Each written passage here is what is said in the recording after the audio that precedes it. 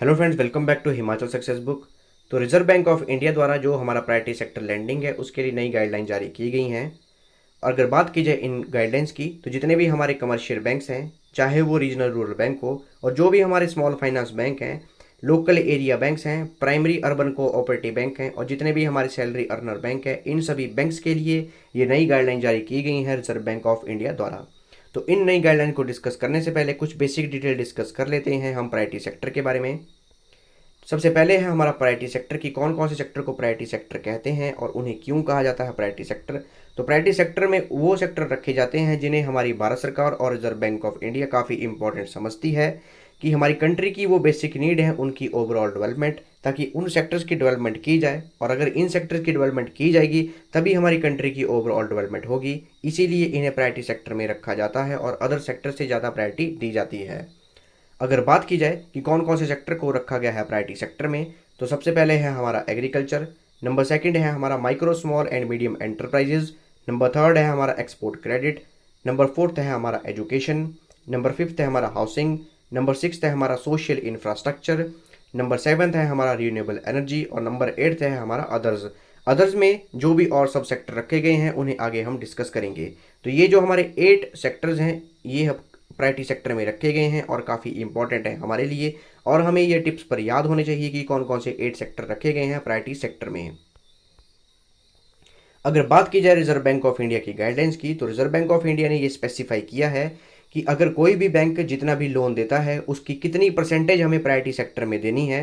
तो इसे bank to bank decide किया गया है, जैसे कमर्शियल बैंक के लिए अलग है, फॉरेन बैंक्स के लिए अलग है, जो हमारे आरआरबीज हैं, रीजनल रूरल बैंक है, उनके लिए अलग है, स्मॉल फाइनेंशियल बैंक के लिए अलग है।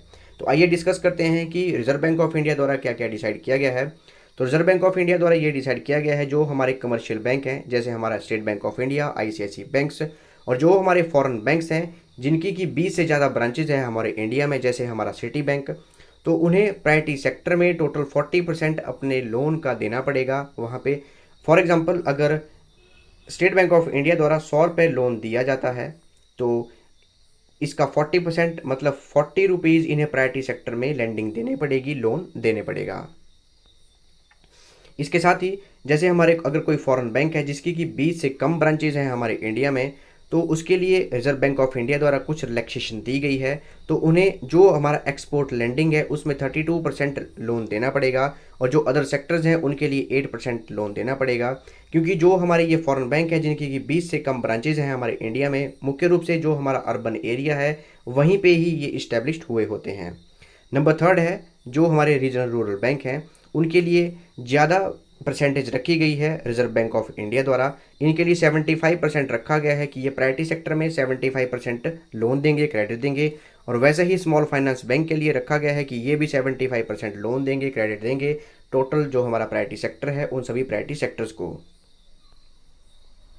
इसके साथ ही जो हमारे प्रायोरिटी सेक्टर हैं उन्हें अलग अलग परसेंटेज के बेसिस पे डिवाइड किया गया है। जैसा कि हम ऐसे नहीं कर सकते कि हमारे एग्रीकल्चर के लिए हम टोटल 40% लैंडिंग दे दें जो कमर्शियल बैंक्स के लिए रखी गई है। ऐसा बिल्कुल नहीं कर सकते। आरबीआई द्वारा ये भी गाइडलाइन जारी की गई है कि कौन कौन से सेक्टर को हम कितनी कितनी लैंडिंग दे सकते हैं, कितना कितना क्रेडिट दे सकते हैं। तो जो हमारा कमर्शियल बैंक्स हैं जैसे State Bank of India, ICIC banks, और जो हमारे फॉरेन बैंक्स हैं जिनकी कि 20 से ज़्यादा ब्रांचेज हैं, वो 18% तक देंगे हमारे एग्रीकल्चर को। और इसमें भी 18% हम लार्ज फार्मर्स को नहीं दे सकते, जो हमारे बिग फार्मर्स हैं, बिग स्केल फार्मर्स हैं।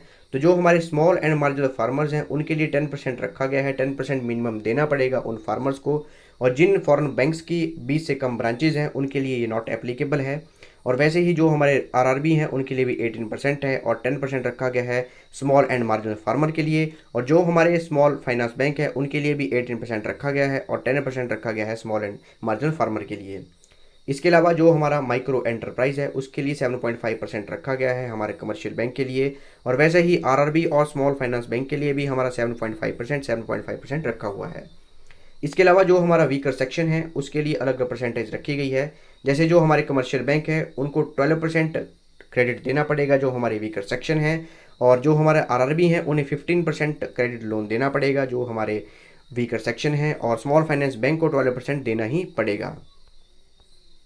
अगर हम डिस्कस करें कि रिजर्व बैंक ऑफ इंडिया द्वारा कौन कौन सी कैटेगरी में रखे गए हैं, वीकर सेक्शंस की कैटेगरी में कौन कौन सी रखे गए हैं। तो सबसे पहले हैं स्मॉल एंड मार्जिनल फार्मर, इन्हें भी वीकर सेक्शन में रखा गया है। और नंबर सेकंड है artesian, village and cottage industry वाले, इन्हें भी वीकर सेक्शन में रखा गया है। नंबर थर्ड है हमारे पास beneficiaries under government sponsored scheme such as national rural livelihood mission, इनके जो भी बेनिफिशियरी हैं उन्हें भी वीकर सेक्शन में रखा गया है। शेड्यूल कास्ट और शेड्यूल ट्राइब के लोगों को भी वीकर सेक्शन में रखा गया है।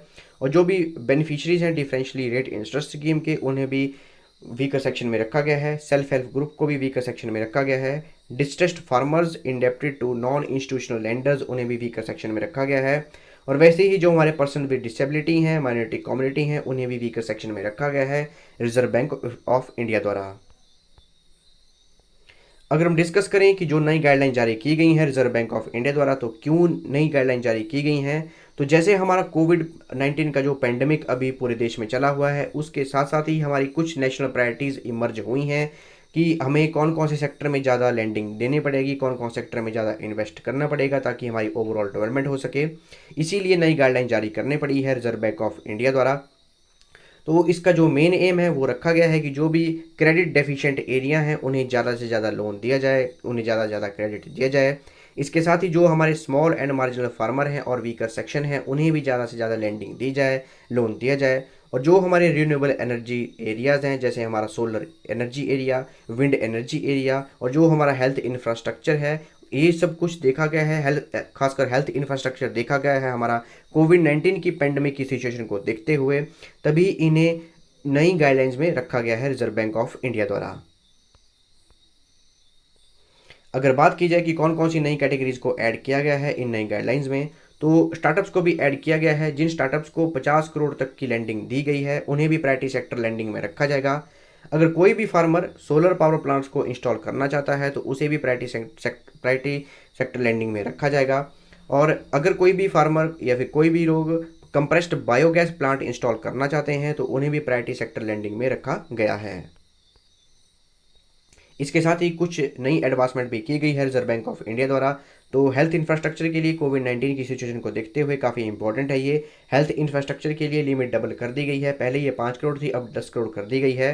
रिन्यूएबल एनर्जी का एरिया है, उसके लिए भी ये लिमिट डबल कर दी गई है, पहले ये 15 करोड़ की लिमिट थी, अब इसे 30 करोड़ कर दिया गया है।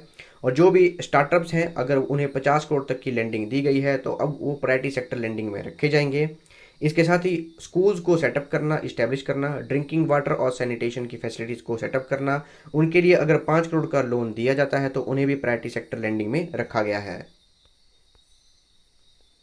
और रिजर्व बैंक ऑफ इंडिया द्वारा 2 अलग अलग टाइप के डिस्ट्रिक्ट्स की लिस्ट बनाई गई है। पहली लिस्ट में रखी गई हैं उन डिस्ट्रिक्ट्स को जिनमें की comparatively high priority sector lending credit दिया गया है, और दूसरी लिस्ट में उन डिस्ट्रिक्ट को रखा गया है जिनमें कि comparatively low priority sector lending credit दिया गया है।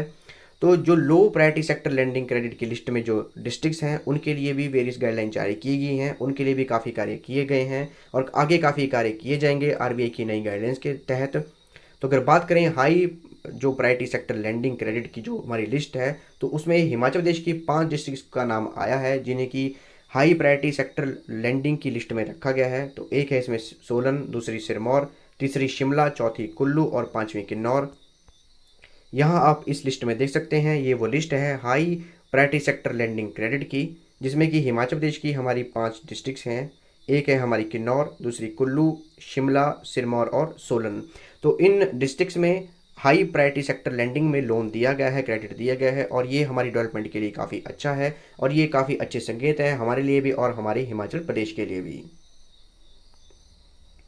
तो ये थी हमारी आज की डिस्कशन, और अगर आपको इस सेशन की पीडीएफ चाहिए तो आप मेरे टेलीग्राम चैनल से ले सकते हैं जिसका लिंक मैं डिस्क्रिप्शन बॉक्स में दिया हुआ है, या फिर आप टेलीग्राम में सर्च कर सकते हैं हिमाचल सक्सेस बुक और वहाँ पे भी आप इस सेशन की पीडीएफ प्राप्त कर सकते हैं। So thanks for watching video, do like, share and subscribe my channel.